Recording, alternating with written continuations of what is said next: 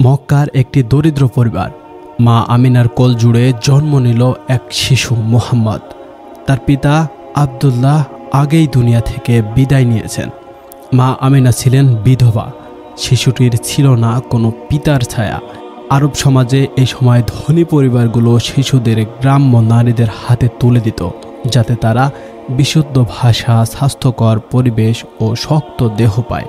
এই চর্চার কারণে মা আমিনাও খুঁজতে লাগলেন এমন একজন দুধমা, যিনি নবীজিকে নিয়ে যাবেন মরুভূমির নির্জনতায়। কিন্তু সবাই ফিরিয়ে দিচ্ছিলেন তাকে, কারণ তিনি ছিলেন ইয়াতিম। তারা আশা করছিল ইয়াতিম শিশুর মায়ের কাছ থেকে তারা কিছুই পাবে না। তাইফের পার্বত্য অঞ্চল থেকে একদল নারী এসেছিল মক্কায়। প্রত্যেকেই শিশুকে দত্তক নিতে চায়। তাদের একজন মা হালিমা। হালিমা ও তার স্বামী হারিস একটি দুর্বল গাধা ও একটি শুকিয়ে যাওয়া উট নিয়ে এসেছিলেন। তাদের পরিবার ছিল কষ্টে। উট আর দুধ দিচ্ছে না। গাধা এত ধীরগতির, দলের সবার পেছনে পড়ে যাচ্ছে। নিজের শিশুকেও দুঃখ খাওয়াতে পারছিলেন না। তিনি মক্কা এসেছিলেন আশা নিয়ে, কোনো ধনী পরিবারের শিশু পেলেই বাড়তি কিছু উপার্জন হবে। কিন্তু যখন সবাই ফিরে যাচ্ছিল কোনো শিশুকে না পেয়ে, তখন শেষ মুহূর্তে মা হালিমা সিদ্ধান্ত নিলেন, এই ইয়াতিম শিশু মুহাম্মদকে আমি নিয়ে যাব, হয়তো এতে কিছু বরকত হবে। মা হালিমা মহানবী সাল্লাল্লাহু আলাইহি সাল্লামকে কোলে নিয়েই বুঝে গেলেন এই শিশু সাধারণ কেউ নয়। তিনি বলেছিলেন, আমি যখন তাকে আমার কোলে নিই, আমার বুক দুধে ভরে যায়। আমার নিজের সন্তানও তৃপ্ত হয়ে দুধ পান করে। এরপর যা ঘটল তা ছিল আরও বিস্ময়কর। শুকিয়ে যাওয়া উট দুধে ভরে গেল। দুর্বল গাধাটি দল থেকে এগিয়ে যেতে লাগলো। তাদের মরু সফর হালকা হয়ে গেল। মা হালিমা বলেছিলেন, আমি মুহাম্মদকে নেওয়ার পর যেদিকেই ফিরি সেখানে আলো ছড়িয়ে পড়ে। হালিমা যখন মুহাম্মদ সাল্লাল্লাহু আলাইহি সাল্লামকে নিয়ে নিজের গ্রামে ফিরলেন, তখন পুরো এলাকা অভিভূত হয়ে পড়ল। যেখানে দুর্ভিক্ষ ছিল সেখানে সকলে সুন্দরভাবে জীবনযাপন করা শুরু করলো। বকরিগুলো দুধ দিতে লাগলো। তার প্রতিবেশীরা বলতো, তোমার ছাগলগুলো সব সময় পূর্ণ, আমাদেরগুলো শুকনো কেন? হালিমার স্বামী বললেন, এই শিশুটি আল্লাহর পক্ষ থেকে আমাদের জন্য রহমত হয়ে এসেছে। মা হালিমা তার প্রতি অনেক যত্নবান ছিলেন। নবীজির মুখে ছিল না কান্না, ছিল না কোনো জ্বালাময় শব্দ।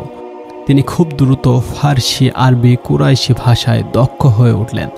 মরুর বাতাসে নবীজির শারীরিক গঠন ছিল মজবুত এবং রোগমুক্ত। মা হালিমার পরিবার বলতেন, এই শিশুর আশেপাশে একটি অদ্ভুত প্রশান্তি বিরাজ করে। মনে হয় কোনো মরুর খোলামেলা পরিবেশে নবীজির বেড়ে ওঠা ছিল শান্তিময় এক আশ্চর্যজনক পরিপক্ক। অন্যান্য শিশুরা যখন খেলাধুলায় ব্যস্ত, মুহাম্মদ সাল্লাল্লাহু আলাইহি সাল্লাম ছিলেন শান্ত ও পর্যবেক্ষণশীল। তিনি ছোট থেকে মিথ্যা বলেননি। তার মুখে সবসময় হাসি, চোখে শান্তি আর আচরণে এমন পরিণত বোধ যেন একটি বড় মানুষের মতো। মা হালিমা বলতেন, এই শিশুর মধ্যে এমন একটি আলো আছে যা আমি কখনো কারো মাঝে দেখিনি। একদিন মরুভূমির বালুর মাঠে নবীজিকে অন্য বাচ্চাদের সঙ্গে খেলতে পাঠানো হয়েছিল।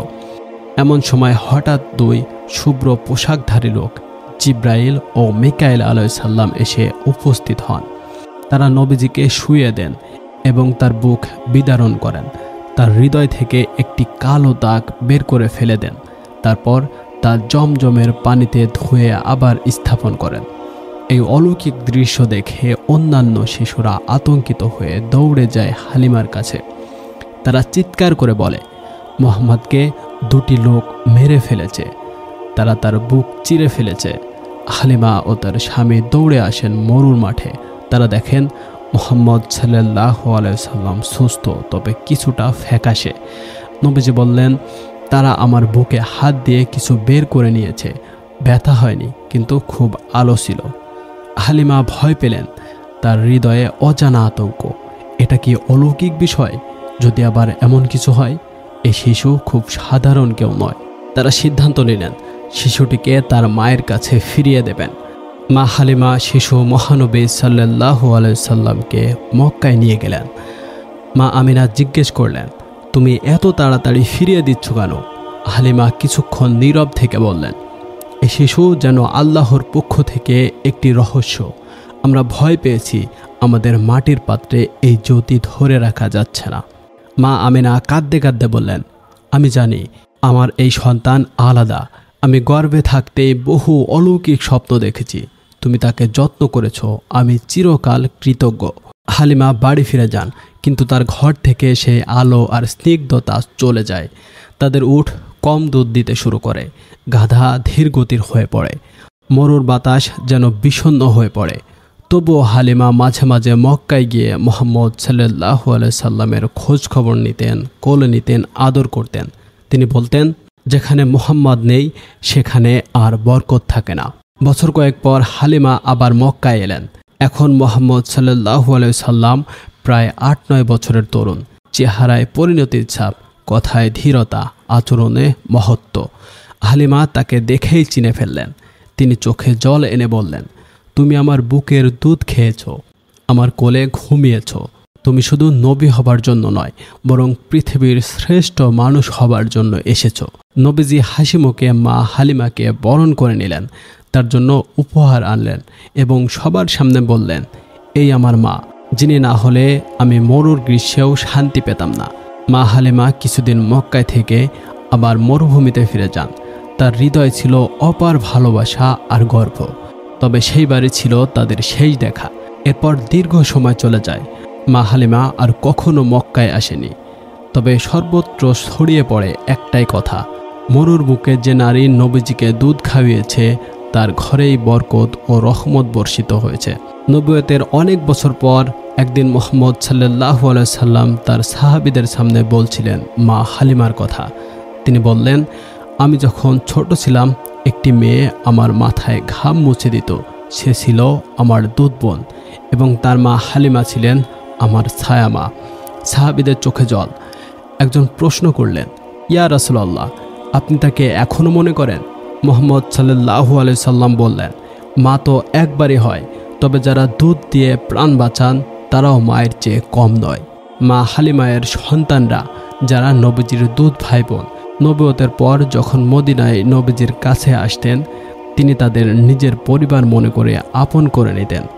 তাদের জন্য আলাদা বসার জায়গা দিতেন, জামা কাপড় ও খাবার দিতেন। একবার তার দুধ ভাই সাইমা এলে তিনি উঠে দাঁড়িয়ে তাকে নিজ হাতেই বসিয়ে দেন। এই দৃশ্য দেখে সাহাবীরা বলেছিলেন, রাসূলুল্লাহ সাল্লাল্লাহু আলাইহি সাল্লামের হৃদয় শুধু উম্মতের জন্য নয়, যারা তাকে ভালোবেসেছে তাদের জন্য চিরতরে খোলা। মা হালিমা মৃত্যুবরণ করেন মরুর বুকে, কিন্তু তার স্মৃতি আজও জ্বলজ্বল করে ইতিহাসে।